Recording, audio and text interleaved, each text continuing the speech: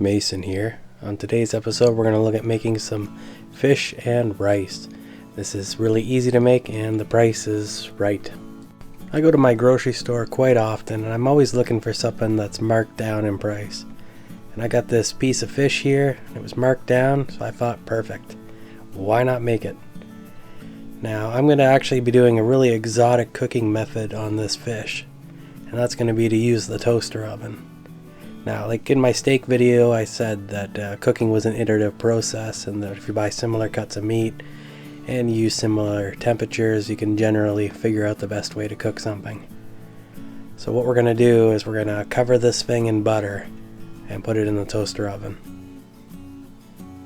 For the butter, I put a little bit of salt and pepper on, in case you're wondering what that is. I didn't quite get that in frame.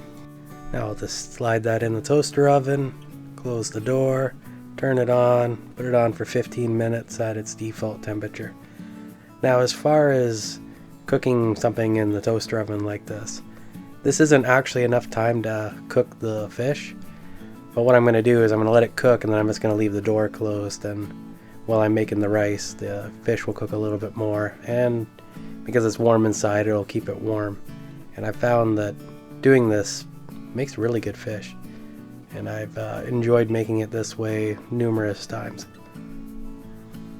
This is an infrared toaster oven, but I've also done this before with the one we had before this, which was a more conventional style toaster oven. But the infrared I find works really good because it kind of sears the outside a little bit. And it works really good for doing sausage as well, because it kind of gives color to the sausage like you barbecue it, but it comes out more like you've baked it in an oven, so it's kind of a weird thing that way.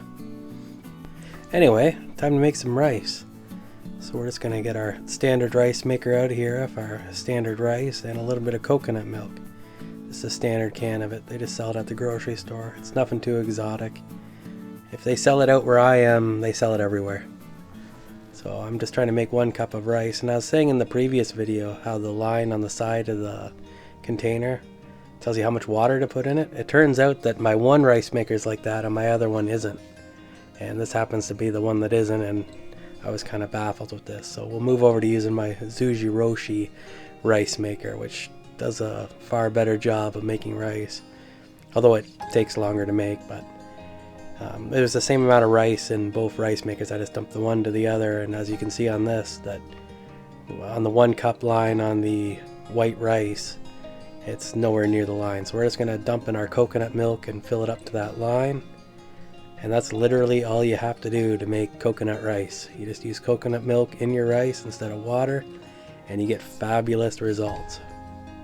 The Zuji Roshi rice maker that I have here is what's known as a fuzzy logic rice maker, which means it has sensors inside of it that can detect the moisture level of the rice, and it uses a computer type of system to determine the optimum cooking temperature and time. Whereas my Black & Decker to the right of it is a more traditional style, and it has a thermal probe on the bottom, so once all the water is gone, boiled away, the rice heats up above the boiling temperature of water, then the rice maker knows that the rice is done. And here we are in the future. About half an hour later the rice is ready. So I'm just taking it out of the rice maker so it cools off a little bit so I don't burn my hand as often on the bowl. And there's the fish, it's all ready to go too. So now the fish had skin on the bottom, so I'm actually trying to scoop it while leaving the skin stuck to the pan. And it can be a little bit tricky to do, but I prefer to do it this way, and then when I'm eating the fish I don't have to worry about biting into tough skin. Although I guess you can eat the skin, but that's just the way that I'm going to do it. There we go, all the skin is separated. Flip it over, pretend that didn't happen, and it looks pretty. And there we are, there's it for the fish. So now we can move on to doing our rice. Okay, when it comes to the rice, the first thing I like to do is get the plastic spoon that they come with and just kind of froth it up, just kind of loosen it in place. And then once it's all loosened up, then you can begin to try to serve it out. Now the spoons that they come with, they work really good because they don't scratch the coating on the pans. Because that's what happened to one of my first rice makers. I think I was using a metal spoon to get out the rice and it scratched up the pan, and I was probably eating Teflon for years. I haven't died yet, but it still could happen, so it's something to be aware of when taking rice out of a rice maker. A little soy sauce goes a long way to enhancing the flavor of your rice.